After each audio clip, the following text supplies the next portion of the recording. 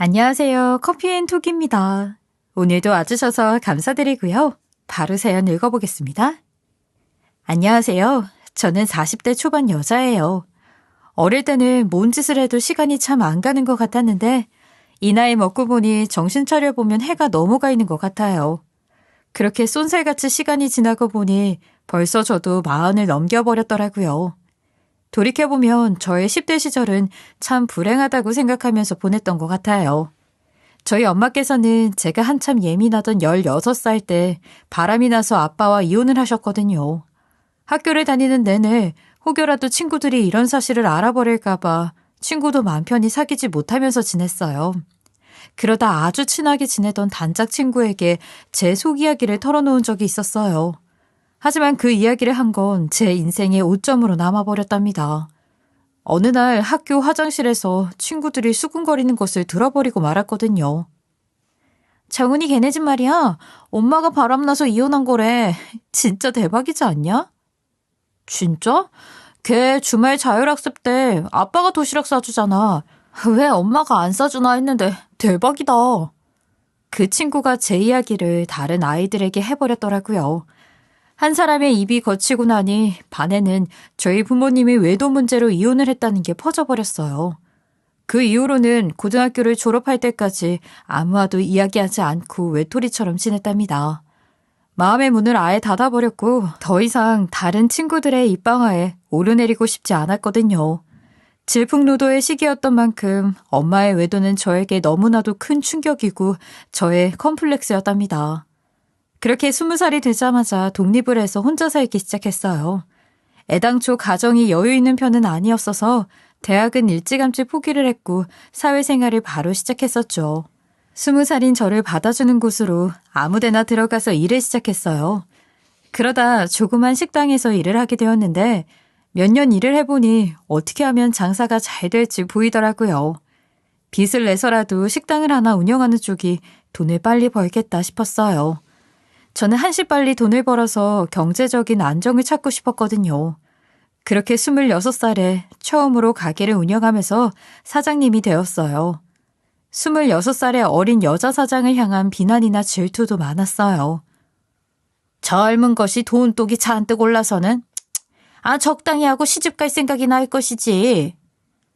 그러게나 말이에요. 뭐 한다고 이렇게 돈 버는데 혈안인지 몰라.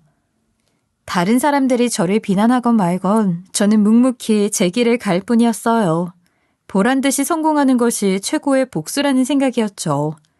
제 생각 외로 가게는 잘 되었어요. 그 당시에는 그렇게 유명세를 타지 않는 상권을 먼저 점령한 덕에 빠른 성장을 할 수 있었죠. 저에게 사업 제안을 하는 사람들도 생길 정도였어요. 하는 일이 잘 되고 나니 비난하던 사람들은 어느새 사라져 있고 다들 저와 잘 지내고 싶어 하더라고요. 그 이후 사업은 날이 갈수록 잘 되어갔고 후에는 3개의 가게를 더 열게 되었답니다. 사업한 지 11년째가 되던 37에는 어엿한 한 회사의 수장이 되어 있었죠. 그 사이에 제 노력이 어마어마하게 많이 들어갔지만 생각보다 일이 빨리 잘 풀린 편이었답니다. 또래 친구들보다 큰 성공을 이뤘어요. 그리고 아빠는 제가 30이 되던 해에 새로운 분을 만나서 재혼해서 지내고 계셨어요. 왕래가 거의 없는 부녀지간이라 새엄마와는 얼굴 몇 번 뵌 것이 전부였었죠. 살갑게 굴고 싶어도 서로 멀리하면서 지낸 시간이 길다 보니 그 역시 쉽지 않았답니다. 일찍이 사업을 시작한 덕에 그래도 또래들보다 일찍 자리를 잡고 지낼 수 있었어요. 대학을 가서 공부하다 늦게 취업한 친구들에 비하면 안정적인 생활을 하면서 지낸 편이었죠. 예전에는 진짜 일밖에 모르고 살았는데 먹고 사는데 여유가 생기니 저도 가정을 꾸리고 싶다는 생각이 조금씩 들더군요. 한참 일만 하면서 지낼 때는 혼자서 잘 먹고 잘 사는 것이 최고라고 여겼는데 주머니가 두둑해지고 마음이 편해지니 저도 울타리가 있었으면 좋겠다는 생각을 하게 되었어요. 아무래도 제 마음속에도 엄마가 남긴 상처는 어느 정도 무뎌진 것 같더라고요. 좀 더 다양한 사람들을 만나보고 싶다는 생각에 거래처 사장님의 소개로 한 모임에 들어가게 되었어요. 그 모임에서 저는 한 남자를 알게 되었어요. 남자는 이름만 말하면 아는 명문대를 나와서 지금은 변리사로 근무하고 있는 사람이었어요. 처음 보자마자 그 남자가 딱 마음에 들었는데 그 또한 저에게 관심을 보이는 거예요. 한두 번 나오다 안 나오시는 분들이 많으신데 자주 나오시네요. 혹시 제가 앞으로 연락을 드려도 될까요?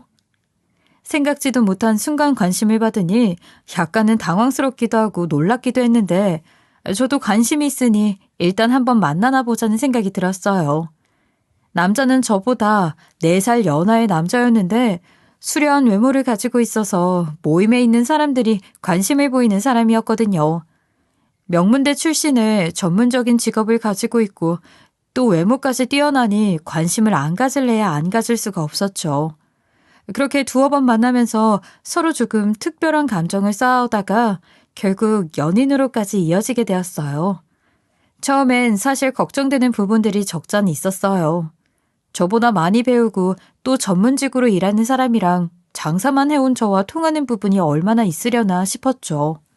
하지만 막상 대화를 해보니 서로 통하는 것들이 많았고 나중에는 어쩜 이렇게나 서로 잘 맞는 것인가 하는 생각이 들 정도였어요. 저희는 서로에게 삽시간에 빠져들기 시작했어요. 결국 연애한 지 7개월쯤 되었을 때 결혼 이야기를 하게 되었죠. 이렇게 계속 떨어져서 지내는 것보다 얼른 살림을 합치는 게 어때? 자기도 나랑 결혼 생각이 있으니까 그게 좋지 않을까 싶어. 일단 제가 남자친구보다 나이가 많았고 결혼 정년기보다 조금 지났으니 남자친구가 저에게 먼저 말을 하더군요. 사실 언제쯤 말을 해주려나 하는 생각을 하고 있었는데 먼저 이야기를 꺼내주니 내심 기분이 좋았어요. 하지만 마음 한구석엔 아직 풀지 못한 숙제 같은 것이 남아있었어요. 저는 남자친구에게 저희 집 가정사에 대한 이야기를 하지 않고 있었거든요. 결혼 이야기까지 오가는 와중에 말하지 않는 건 좀 아니다 싶어서 어렵게 가정사에 대해 털어놓았어요. 성인이 된 이후로 처음이었죠. 자기야, 사실 우리 집은 재혼 가정이야. 아버지가 몇 해 전에 재혼을 하셨거든. 정말? 뭐 때문에 이혼하셨는데? 친엄마가 외도를 하셨어. 내가 중학교 3학년 때 이혼을 하게 되셨었고 나도 이 얘기를 거의 처음 꺼내보는 것 같아. 자기한테 미리 말하지 않아서 미안해. 그런데 나한테도 상처라 쉽게 입이 떨어지지 않더라고. 제가 어렵게 말을 꺼냈는데 남자친구는 의외로 덤덤한 반응이더라고요. 그걸 그렇게 어렵게 이야기한 거야? 에이, 난 또 뭐 엄청 무서운 얘기라도 하는 줄 알고 쫄았잖아. 그게 사연 없는 집안이 어디 있겠어.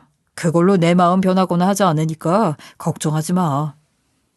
오히려 대수롭지 않게 여겨주는 그 말이 더 진하게 다가왔던 것 같아요. 저의 아픔까지 안아주는 모습에 더더욱 결혼을 결심하게 되었어요. 그렇게 결혼에 대한 서로의 마음을 확인한 저희는 차근차근 결혼을 준비해 나갔답니다. 하지만 걱정되는 부분이 없던 건 아니었어요. 아무래도 제가 남자친구보다 나이가 많고 학력도 부족하다 보니 가족들이 저를 못마땅해 하시면 어쩌나 하는 생각을 했었어요. 긴장 속에서 만나게 된 예비 시어머님은 생각보다 호락호락해 보이지 않으셨어요. 반가워요. 그런데 혹시 나이가 어떻게 돼요? 우리 아들보다 많은 것 같은데. 그런 건 아니지? 바로 제 나이 먼저 물어보시는데 순간 당황스럽더라고요. 남자친구가 대신 이야기를 해주면서 위기를 넘기게 되었어요. 엄마, 맞아요. 저보다 4살 많은데 요즘은 연상연하 커플이 돼서거든요. 남자친구가 제 나이를 말하자 순간 예비 시어머님의 표정이 굳어버리는 것이 느껴졌답니다. 하지만 저 또한 꿀릴 것 없고 당당하니까 상관없다고 생각했어요. 이윽고 저에게 학교는 어디를 나왔냐고 물어보시는데 저는 일부러 좀 더 당당한 목소리로 말을 했어요. 네, 어머님, 저는 일찍이 사회생활을 먼저 시작하느라 대학교는 가지 않았어요. 그 대신 제 사업체를 여러 개를 운영하고 있어요. 맞아요, 엄마. 내 친구 민철이 알죠? 걔도 멀쩡한 대학교 나와서 지금까지 놀고 먹으면서 지내잖아요. 대학이 전부가 아니에요. 자기 능력이 얼마나 있는지가 중요하죠. 안 그래? 자기 아들을 바라보면서 속 없는 소리 그만하라는 눈빛을 보내시는데 가시방석 같은 마음이더라고요. 하지만 이미 돌이킬 수 없는 상황이었어요. 저와 남자친구는 이미 서로를 너무 깊게 좋아하고 있었고 어머님이 반대를 하셔도 맞설 각오를 하고 있었거든요. 처음엔 못마땅해 하셨지만 그래도 얼굴을 자주 비추고 하니 어느덧 저에게 마음을 조금씩 여시는 게 보였답니다. 어머님에게 점수를 따고 싶어서 갈 때마다 좋은 선물들을 사가면서 애정 공세를 펼쳤어요. 아, 내가 뭐 이런 거 받고 싶다는 줄 알아? 말은 그렇게 하시면서도 제가 값비싼 선물을 하나씩 사가면 손바닥으로 쓸어보시면서 좋아하시더라고요. 제가 남자친구보단 재력이 있는 편이니 그거라도 어필을 해야겠다 싶었어요. 그렇게 몇 달 공을 들이니 결국엔 결혼 허락을 해주시더라고요. 다른 것보다 네가 너무 좋아하니까 내가 허락해주는 것이야. 그러니 서로가 서로한테 얼굴에 먹칠하는 일 없게 하면서 살아. 알겠어? 10번 찍어 안 넘어가는 나무는 역시나 없었어요. 저희는 일사천리로 결혼을 준비하게 되었답니다. 아주 오랜만에 아빠께 연락을 드려봤어요. 아빠가 재혼하신 이후로는 거의 찾아뵙지 않고 지냈었는데 아무래도 결혼이라는 큰 행사 앞에서 오랜만에 다시 만나 뵙게 되었죠. 아빠, 별일 없이 지내고 계셨죠? 저 이번에 결혼해요. 아빠는 예비 신랑을 보고는 괜히 눈시울을 붉히시더라고요. 내가 해준 것도 없어서 너한테 면목이 없어. 둘이 그냥 예쁘게 잘 살기만 하면 돼. 다른 거 바랄 게 없다. 인사드리러 갔다가 저도 모르게 눈물이 조금 나고 말았네요. 간만에 만난 아빠는 제 기억 속에 있는 것보다 많이 나이 들고 연로해지셨더라고요. 진작 자주 좀 찾아뵐 걸 하는 늦은 후에도 순간 해봤네요. 아무쪼록 새어머니도 예비 신랑을 반겨주셨고 저희는 종종 만나자는 말을 하곤 본격적인 결혼 준비에 들어갔어요. 준비를 해서 6개월 만에 결혼까지 꼬리는 하게 되었어요. 우여곡절이 많았던 만큼 결혼 생활은 달달했답니다. 부부로서 사는 것이 주는 안정감이 너무 안락하고 행복했어요. 남편은 여전히 연애 때처럼 저를 아껴주었고 집이 화목하니 제가 하는 일도 이전보다 더 잘 풀리고 좋았어요. 하지만 무엇보다도 저희 부부는 아이를 빨리 가지고 싶은 마음이 컸어요. 하루빨리 아이를 가지기 위해서 부단히 노력을 했죠. 임신에 좋다는 보약도 먹고 운동도 열심히 하면서요.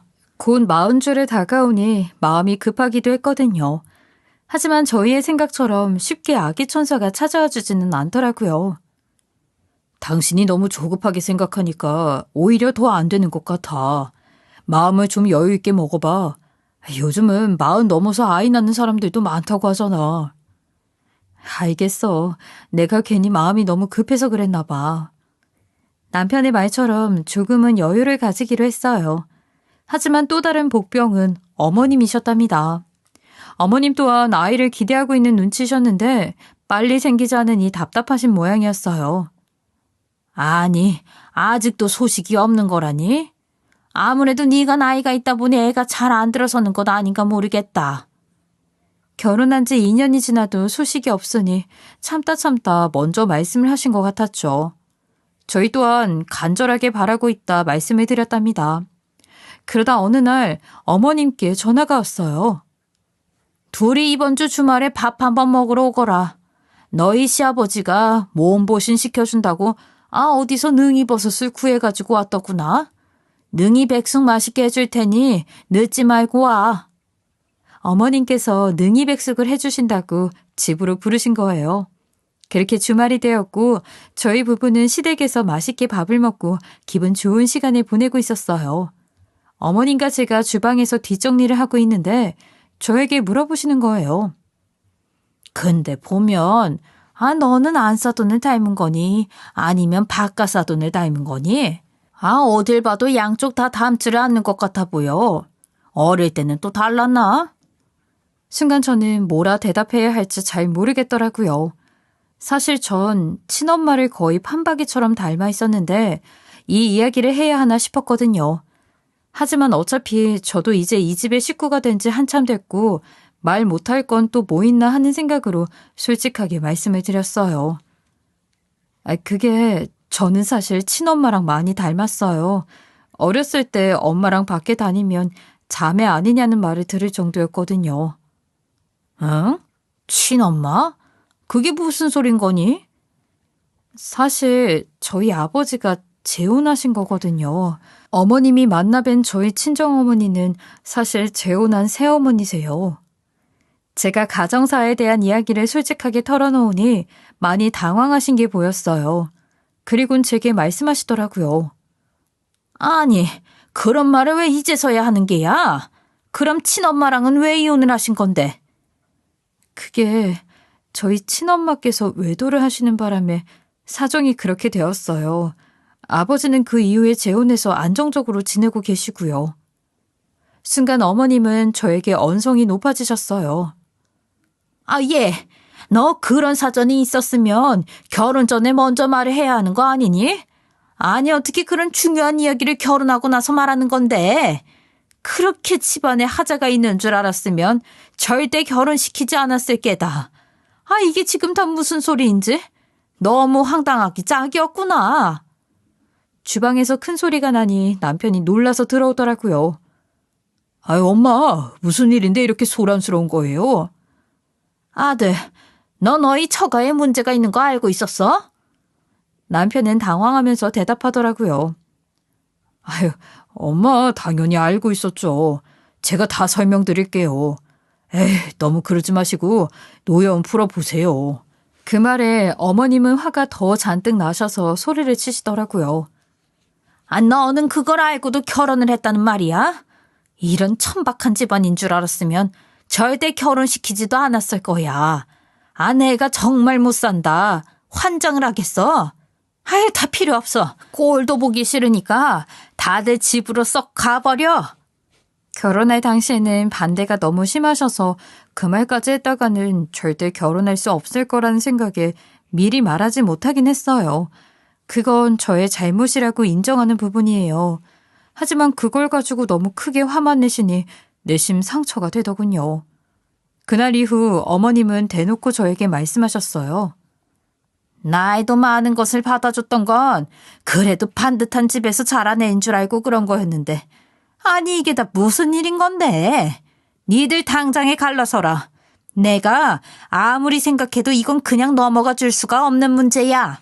아유, 엄마 그만 화내시고 노여움 좀 푸세요. 남편이 아무리 말을 해봐도 풀어줄 기미가 보이지 않았어요. 어머님의 폭언은 이후 날로 갈수록 심해지고 있었답니다. 네가 애가 안 생기는데 다 이유가 있었구나.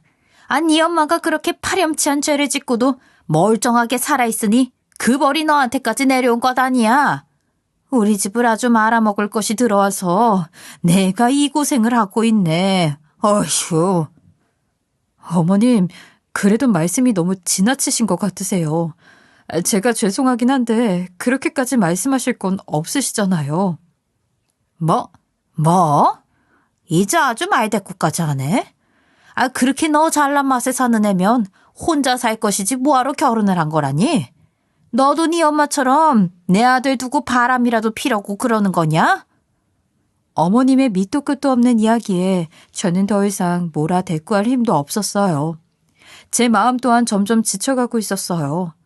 하루가 멀다 하고 저만 보면 못 잡아먹어서 안달이니 저 또한 남편에게 그 마음을 털어놓기도 했어요. 그런데 어느 날 남편이 저에게 이러더라고요. 여보, 그러지 말고 우리 이쯤에서 그만하는 건 어떨까? 뭐라고? 당신 지금 무슨 말을 하는 거야? 어머니 말씀 때문에 그러는 거야?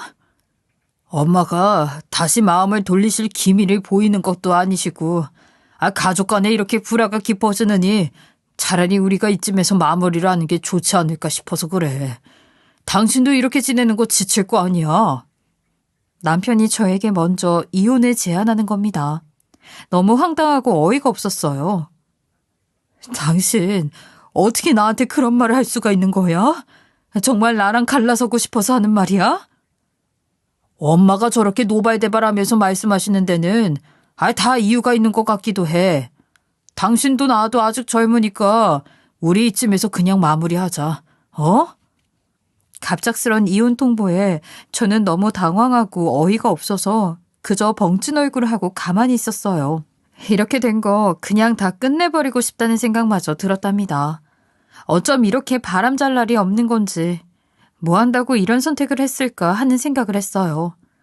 저와 더 이상 결혼 생활을 유지하고 싶지 않아 한다는 생각을 하니 저 혼자 붙들고 있어봤자 무슨 소용이 있을까 하는 생각이 들었어요. 결국 저는 이 생활을 그만두기로 했어요. 깨진 유리잔을 다시 이어붙인다고 한들 물이 새지 않을 수가 없잖아요.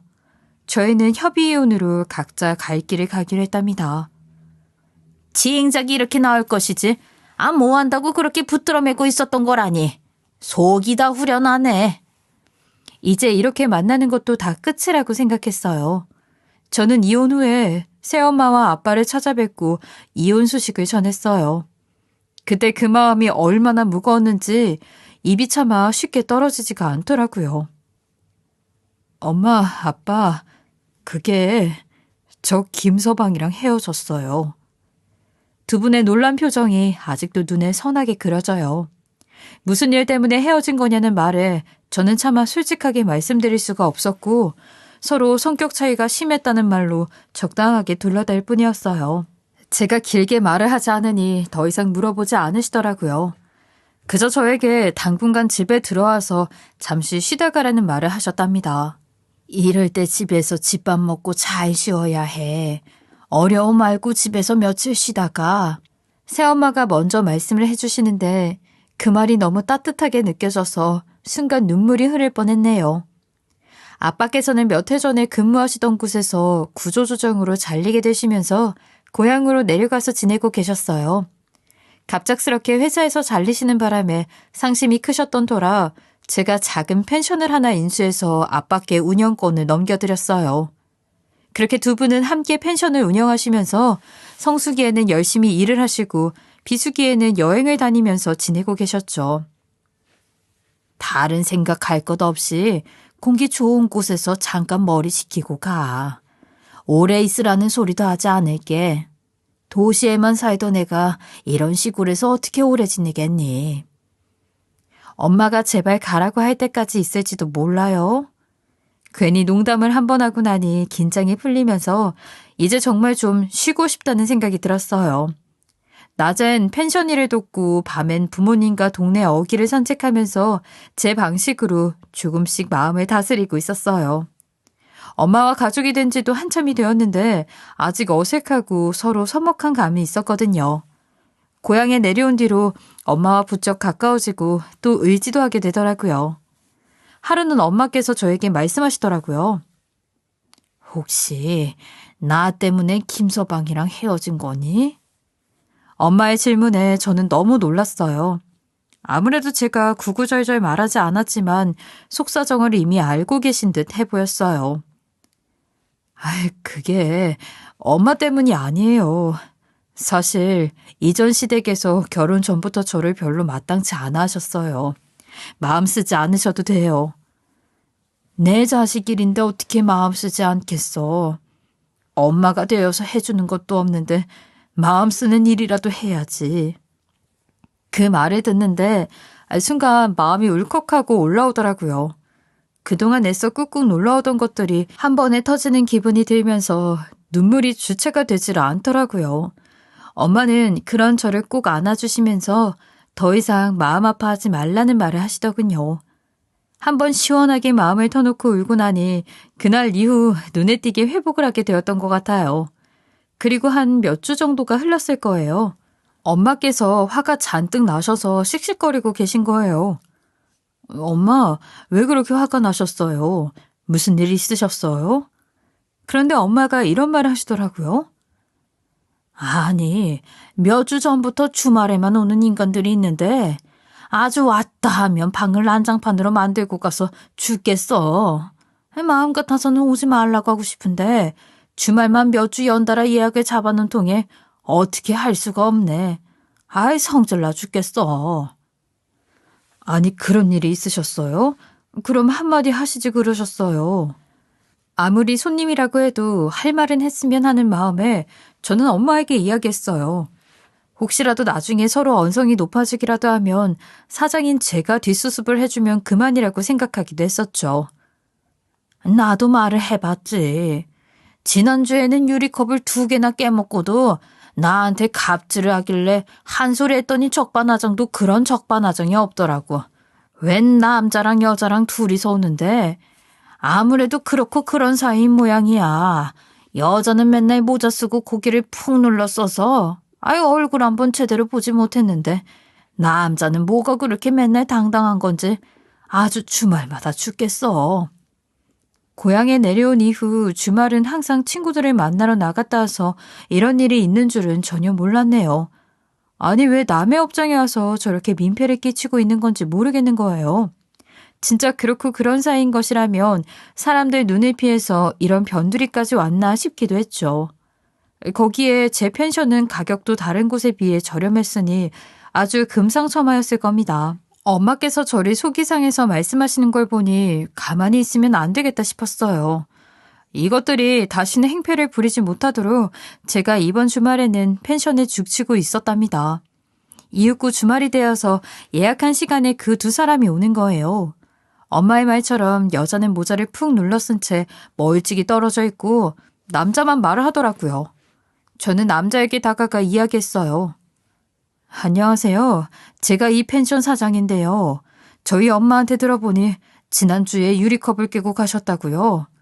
그날은 별도의 변상을 받지 않았는데 오늘은 조심해 주시면 감사하겠습니다.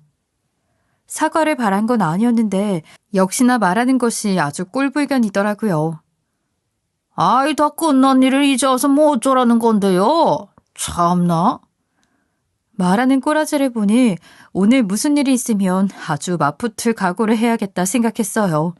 여차하면 저도 이판사판으로 밀고 나갈 작정이었죠. 아니나 다를까 문제가 터지고 말았어요. 그날 밤이었어요. 펜션에는 뒤뜰 같은 곳에 바베큐를 해먹을 수 있는 공간이 있는데 그곳에서 손님들이 고기를 구워 먹으면서 시간을 보내곤 하시거든요. 그런데 그 문제의 커플이 옆자리 손님이랑 싸움이 붙은 거예요. 그러니까 그쪽 애가 지금 먼저 우리한테 그런 말을 한 것 아니야? 어머, 지금 왜 상사람을 잡는 거예요? 저희 애한테 왜 이러시는 건데요? 무슨 일이 있었던 건지 물어보니 옆자리에 있던 중학생 아이가 그 문제의 커플을 보면서 불륜이 아니냐는 말을 했다는 겁니다. 그걸로 완전 그 난리가 나버린 거예요. 집에서 애들 교육을 어떻게 하면 그런 말을 해요? 이게 지금 무슨 꼴인지? 아니 일단 진정을 좀 해보시고요. 아니면 아닌 거지 뭘 그렇게 윽박을 지르십니까? 저희도 좀 어이가 없네요. 아이의 아빠로 보이는 사람마저 들고 일어나서 소란스러워지고 있었어요. 저는 너무 놀라서 싸움이 벌어지고 있는 현장을 제지를 했어요. 다들 좀 진정해보세요. 이러시면 옆자리에 다른 손님들도 놀라십니다. 그런데 그때였어요. 그 수상한 커플의 여자가 저를 보고는 황급하게 도망을 가는 겁니다. 화를 내고 있던 남자도 놀라서 자기 애인을 부르더라고요.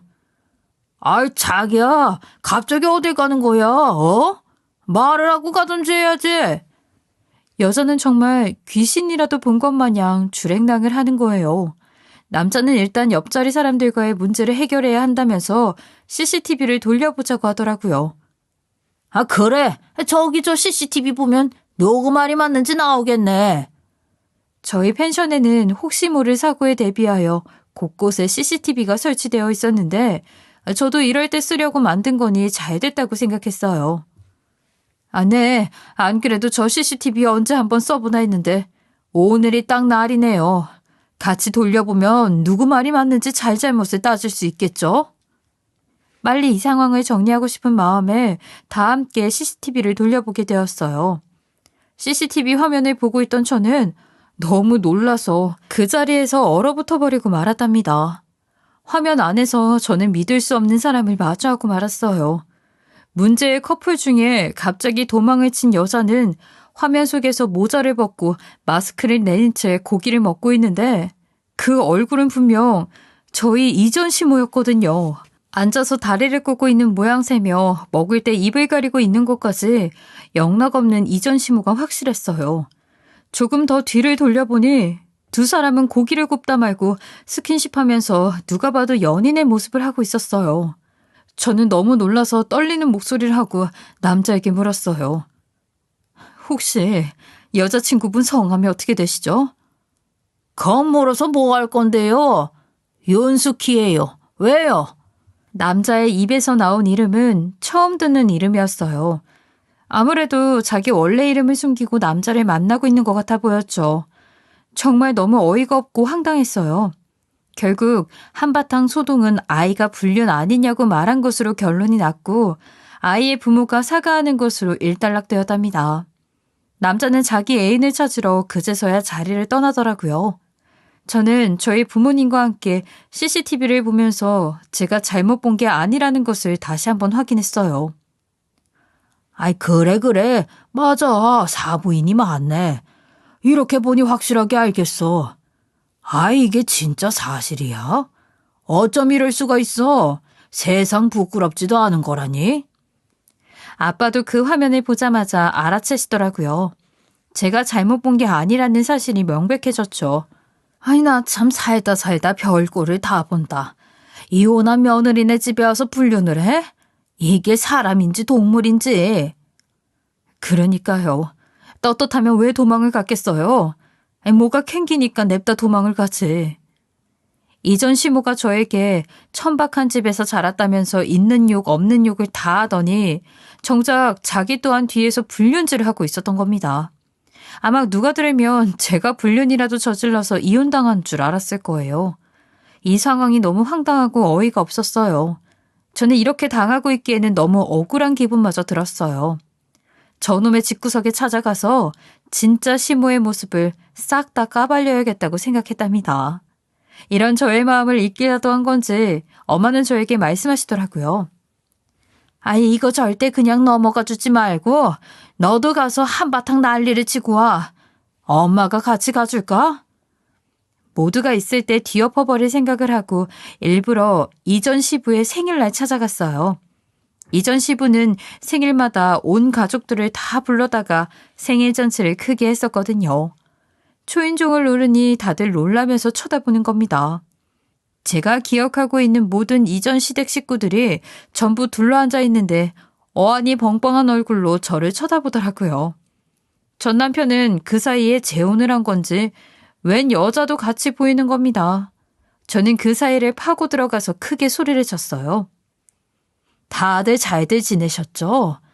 제가 그래도 이 집에서 식구로 지냈던 사람인데 어떻게 아버님 생신을 그냥 넘어가겠어요?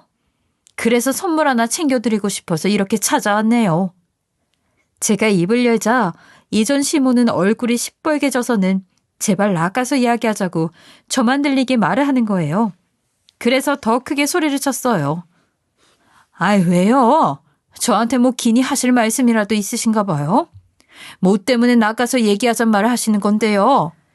그리고는 거실에 있는 TV에 블루투스로 제 핸드폰을 연결해서 준비해온 CCTV 영상을 확 틀어버렸어요. TV 속에서 이전 시모가 불륜질을 하는 것을 두 눈으로 본 식구들은 다들 눈이 휘둥그레져서 놀라더라고요. 연인처럼 스킨십을 하고 어깨를 꼭 감싸고 있는 모습을 보았으니 다들 놀라지 않을 수가 없었죠. 아니 당신, 이게 뭐야? 정말 당신이야? 아니지? 당신일 리 없잖아.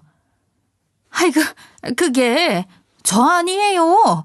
저 교활한 것이 저한테 앙심을 품고 일부러 꾸며내서 저러는 거예요. 저럴 줄을 몰랐던 제가 아니었어요. 이런 상황을 철저하게 대비해뒀고 밖에서 대기하고 계시던 손님을 모셔왔답니다. 자, 그럼 이쯤에서 손님을 모시면 딱일 것 같은데. 들어오세요. 그리고 현관으로 한 남자가 들어왔는데 그 남자를 보고 이전 시모는 거의 기절할 것처럼 놀라버리더라고요. 왜, 못 볼 사람이라도 본 거예요? 서로 잘 알죠? 그 남자는 이전 시모의 애인이었어요. 그날 CCTV를 본 이후 저는 그 남자에게 모든 정황에 대해 이야기를 했더니 정말 놀랍게도 아무것도 모르고 있는 겁니다. 자기가 만나는 여자가 가정이 있는 사람인 줄도 모르고 본인이 불륜을 저지르고 있다는 사실도 전혀 알지 못하고 있었죠. 그 남자도 깜빡 속았던 거였어요. 이름까지 속이면서 만나고 있었으니 알리가 만무하기도 했을 거예요. 애인의 얼굴을 보고는 더 이상 가면을 쓰고 있을 수 없었던 이전 시모는 그제서야 무릎을 꿇고는 목소리를 덜덜거리며 사죄하더라고요. 여보, 정말 미안해요. 내가 그러려고 그런 게 아니라. 엄마, 정말 저게 다 사실이에요? 이전 시부는 이 상황을 믿을 수 없다는 눈을 하더니 이내 잘 차려져 있던 밥상을 엎어버리더라고요. 지금 이게 다 뭐 하는 짓인데? 당신이 그러고도 사람이야? 여보, 정말 잘못했어요. 내가 이렇게 싹싹 빌게요. 한 번만 봐주시면 안 될까요? 제가 정말 잠깐 미쳐 있었나 봐요. 이전 시모는 한참 전부터 주식 모임 같은 것을 하던 사람이었는데 거기서 만난 남자에게 가정이 있다는 사실을 숨기고 만남을 가져왔더라고요. 저한테는 천박한 집안이니 어쩌니 하더니 본인은 천박이라는 말도 부족한 짓거리를 하고 있었더라고요. 상황을 완전히 뒤엎어버리고 저는 유유히 그곳을 빠져나왔어요. 그리고 며칠 뒤 전 남편에게 고소장을 날려버렸답니다. CCTV를 돌려보는 과정에서 또 다른 사실을 하나 알아버렸거든요. 전 남편은 알고 보니 저와 이혼하기 전부터 이전 시모가 다리를 놔준 사람과 불륜질을 하고 있었던 거예요. 저를 내쫓을 생각을 하고 둘이서 아주 작정을 하고 있었던 거였죠. 이 사실을 알게 된 저는 이혼 후 상간녀 소송을 진행하게 되었어요. 여러모로 충격적이었지만 제 펜션에 와서 이렇게 결정적인 증거물들을 많이 남겨준 멍청한 이전 시모에게 감사한 마음이 드네요. 이후 이전 시모는 집에서 땡전 한 푼 없이 쫓겨나고 뒤에서 만나던 애인한테까지 사기죄로 소송을 당했다고 해요. 평생 집에서 살림만 하던 양반이 돈이 어디 있겠어요. 결국 대출을 끌어다가 합의금으로 물어줘야 했고 엄청난 빚더미에 앉았다고 합니다. 그리고 저는 전 남편을 상대로 했던 소송에서 어렵게 승소를 하여 합의금을 좀 챙길 수 있었어요. 울며불며 사정을 하고 제발 한 번만 봐달라고 하는데 어림도 없었죠. 너희들 같이 부모랑 자식이 쌍으로 불륜을 하는 정신 나간 집이 또 있을까 싶다. 나 같으면 정말 창피해서 얼굴을 들고 다니지 못할 텐데 다들 낯짝도 두껍지. 내가 정말 미안해. 100번을 생각해도 내가 잘못했어. 제발 한 번만 넘어가주면 안 될까? 엄마 합의금도 내가 치르느라 이제 정말 돈이 없어서 그래. 제발 내가 이렇게 빌게. 내가 당신 사정을 왜 봐줘야 하는데? 어쩐지 그렇게 급히 이혼 얘기를 꺼낼 때부터 이상하다 싶었어. 당신 정말 뻔뻔해도 너무 뻔뻔한 거 아니야? 합의금 못 줄 상황이면 법대로 하던가. 집까짓 게 뭐 어쩔 도리가 있겠어요? 결국 제가 시원하게 그 집 인간들을 상대로 이겨먹고 모든 상황들이 정리가 되었답니다. 지금 생각해도 어쩜 그렇게 창피한 줄을 모르는 인간들이 있나 싶어요. 저도 한때는 친엄마가 절대 하면 안 될 짓을 했다는 것을 알게 되고서 충격에서 빠져나오지 못한 시절이 있었는데 그래도 전 창피라는 걸 아는 아이였거든요. 하지만 세상엔 별의 별종들이 참 많네요. 제 아무리 인간의 길 포기한다 할지라도 이 인간들이 이제는 창피라는 게 뭔지 알면서 살아갔으면 싶네요. 날씨가 급격하게 추워지고 있는데 모두들 건강 유의하셨으면 좋겠습니다. 지금까지 커피앤톡이었습니다. 오늘도 끝까지 함께 해주셔서 감사하고요. 다음 영상으로 또 찾아뵙겠습니다.